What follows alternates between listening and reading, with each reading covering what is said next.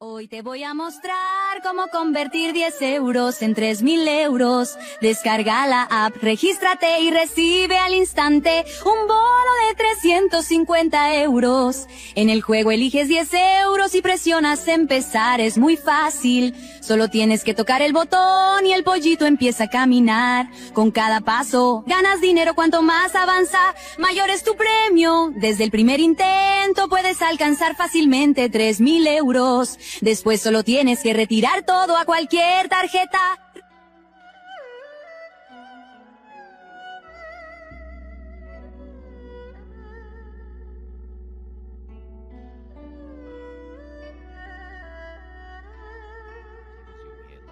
And there's a sheet in between the PCB and top plate, so it's not that different to the routing setup, but the quality of what's being used makes a bit of difference here. The foams are incredibly light. This is almost reaching chocolate mousse level texture, and you can see it shifting around the cutouts because it's just so light and flexible. There's very little density to this, and we'll hear the impact of it in just a moment. Routing is using Poron foam in between the PCB and plate, and EPDM foam for the bottom, which is a really dense piece of synthetic rubber. But let's do a sound check of the MAD 60 and the Routing 60HE.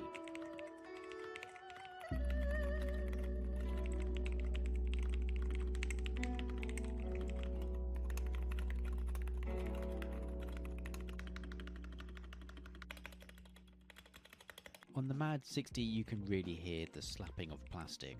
What I am impressed with is the stabilizers. On cheaper keyboards these really do get exposed, as there's often a lot of rattle or ticking, but these sound okay. They are lubed quite a bit, which is probably a reason why, and there's a little dampening pad on this spacebar as well, which will help reduce the rattle a bit. Obviously the sound of the keyboard is subjective, but to me the $45 keyboard sounds better than the Routing, which is ridiculous. And this is probably down to the switches mainly. On the Routing 60HE there's a lot of stem rattle caused by the Leca switches, but you're not buying a Routing 60HE because it sounds the best. I've talked about this loads of times, but you'll see what I mean in a bit. You might wonder what switches the MAD 60 is using, and I have no idea. There's no branding on them. The website says, and I quote, "They are Magnetic Pro Axis Pro back cover hi-fi sound," and the AliExpress page calls them Magnetic Per Shaft Pro hi-fi sound on the back cover. They are box stem switches, which I believe helps with some stability. It certainly has a lot less stem wobble than the Leca switches. There's also a cover on the bottom of the housing of the switch as well. I did have doubts if these were actually Hall effect switches, and they are. From the specs they provide, it has a 3.5mm total travel distance, and strangely it's only adjustable in 0.08mm increments. All of the standard Hall effect features like adjustable actuation and rapid trigger, including the additional sensitivities, all work. When I've been playing with this, I've noticed no issues with any of these features, and the MAD 60 has a few more surprises.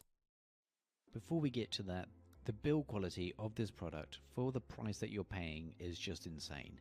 It really is. It's not perfect, but it costs $45, so who cares? What's better is that you could do a few basic mods to it and improve it further. Painter's tape on the back of the PCB, some better dampening foam as well on the bottom of the case. You could even lube the switches, and these are rather cheap to do. And because it's the same PCB layout as the 60HE, you can even get yourself a better case, or even buy the Routing Optimum collab and use it with this. But to do so you'd probably have to be absolutely mental. The MAD 60HE gets even more surprising, because this keyboard has the more advanced Hall effects features like dynamic keystroke, mod tap, toggle switch, and even SOCD. At the start these didn't work. After a few times of updating the firmware, these features then started to function, and they seem to be rather stable. Whether or not they are accurate, I don't know. So really, what's the catch here? Because at the moment it's looking like a cheaper Routing 60HE.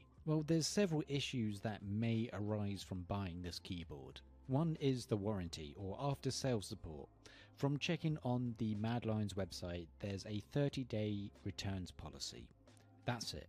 And there's no information as to what happens outside of those 30 days. If you buy it from AliExpress, it might be different, but there's no guarantees here. There's been quite a few reports I've seen of people's keyboards bricking or malfunctioning after doing a firmware update, or even just randomly after a week of use, and a few cases of people being ghosted when trying to contact Mad Lions for help. There have been firmware updates for